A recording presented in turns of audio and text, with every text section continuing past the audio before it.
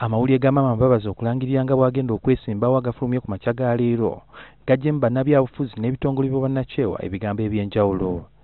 Bo abamu ku bakulu mu gavumenti n'ekibiina kya NRM bagamba nti kino si kipya era ate bakisuubira okumala akaseera. Tubadde tukimanyiko myaka ng'ebiri emabega. Y'ensonga lwaki pulezidenti yamuggyako obwesige nga Ssaabaminisita era n'alambulukuka mu butongole bwaki amuggyeko obwesige nga Ssaabaminisita. Aba NRM bagamba nti Mbabazi talina kipya kyayogedde mu nsonga z'anokoddeyo nga n'ezimu si ye mutuufu okuzoogerako. But now it is very clear to us that we have no reason to trust and follow him because, like never before, he has gone against his word. Abana maripota agasinga nga bagamba tibabulankanya ensimbi z'omuwi w'omusolo. Mukulu Mbabazi y'omu ku bo.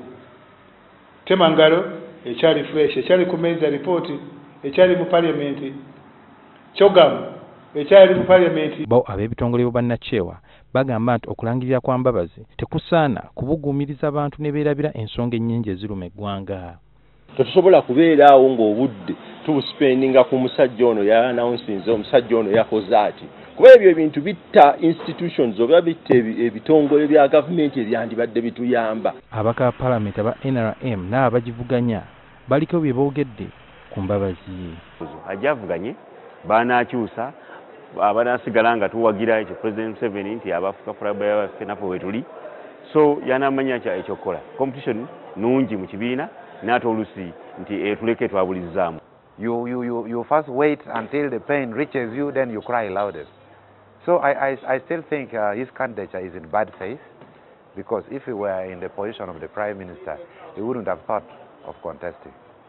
So that kind of candidature of revenge, of vengeance, Ugandans should be very reluctant to look at those kind of candidates. Naye ffe bye tulabyeko nze bye ndabyeko bimpa obuvumu okugamba buli munnayuganda nti eno si ssaawa yakukyusakyusa, eno ssaawa yakunyweza bukulembeze. Kati ekitunuuliddwa kwe kulaba oba Mbabazi analeetawo okuvuganya okw'amaanyi mu kibiina kya NRM wamu n'eggwanga okutwaliza awamu.